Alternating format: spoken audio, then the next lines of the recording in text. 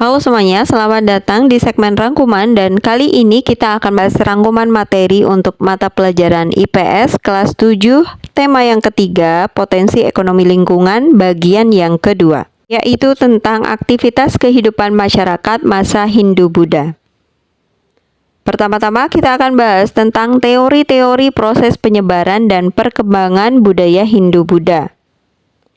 Ada beberapa teori tentang proses penyebaran dan perkembangan budaya Hindu-Buddha, di antaranya adalah teori Brahmana.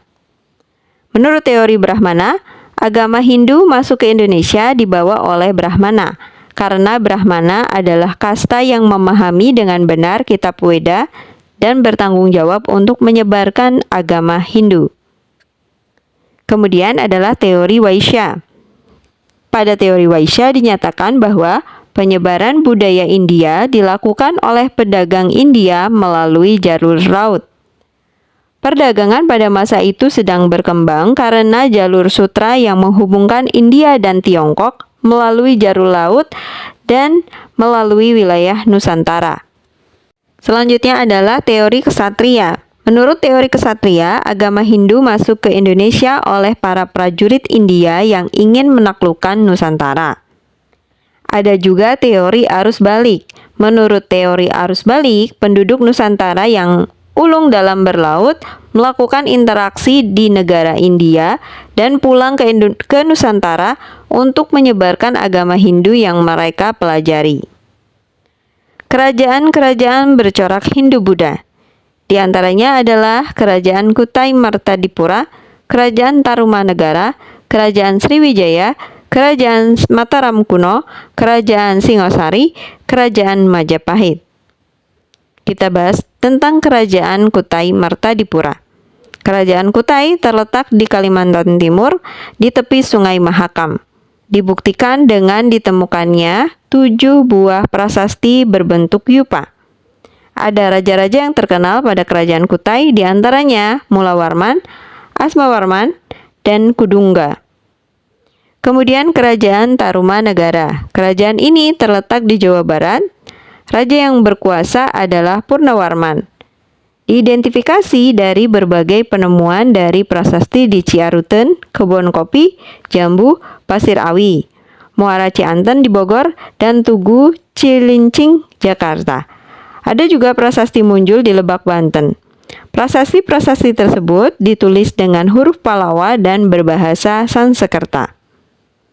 Kemudian Kerajaan Sriwijaya merupakan kerajaan termegah yang ada di Indonesia pada abad ke-7, terletak di Sumatera.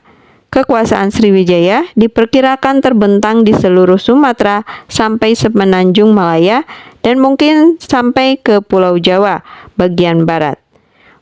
Kerajaan Sriwijaya menjadi tempat bagi pendidikan Buddha berdasarkan cerita perjalanan Pendeta Ising. Kerajaan Mataram kuno dikenal melalui prasasti yang ditemukan di Desa Canggal, Barat Daya Magelang yang ditulis dalam huruf Palawa.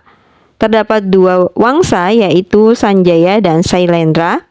Adapun raja-rajanya adalah Rakai Pikatan, Dyah Lokapala atau Rakai Kayuwangi, Balitung, dan Rakyan Kanuruhan. Kerajaan Mataram kuno diperkirakan berpindah ke daerah Jawa Timur karena pada tahun 929 prasasti yang ditemukan berada di daerah Jawa Timur. Kemudian Kerajaan Singosari. Pendirinya adalah Ken Arok. Dalam kitab Pararaton dan Negara Kertagama menyebutkan bahwa Ken Arok semula anak orang biasa dari desa Pangkur. Kemudian Ken Arok membunuh Tunggul Ametung dengan kerisnya dan menikahi Ken Dedes yang merupakan istri dari Tunggul Ametung. Ken Arok kemudian mengambil kekuasaan di daerah Tumapel. Ada raja-raja yang terkenal dalam Kerajaan Singosari, diantaranya Ken Arok, Anusapati, Tohjaya, Ranggabuni, Kertanegara. Pada tahun 1275, Kertanegara menjalin persahabatan ke Sumatera Tengah, mengirim pasukan ke Sumatera yang terkenal dengan ekspedisi Pamalayu untuk mempererat persahabatan dengan Kerajaan Dharmasraya. Kemudian Kerajaan Majapahit. Pendirinya adalah Raden Wijaya. Raden Wijaya wafat pada tahun 1309 dan dilanjutkan tahtanya oleh Jayanegara. Ada patih yang terkenal yaitu Gajah Mada yang menunjukkan pengabdiannya dengan mengucapkan Sumpah Palapa untuk mempersatukan Nusantara di bawah pimpinan Majapahit.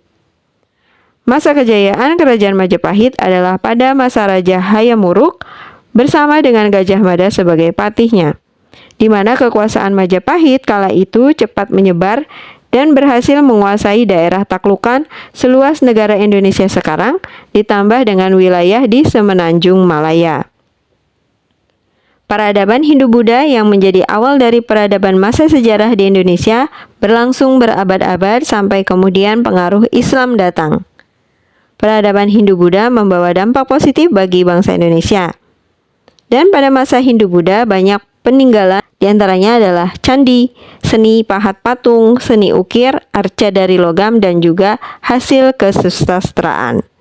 Demikian rangkuman mata pelajaran IPS kelas 7 untuk bagian yang kedua. Bagian yang lain bisa kalian lihat linknya di deskripsi atau daftarnya di playlist. Semoga bermanfaat dan terima kasih.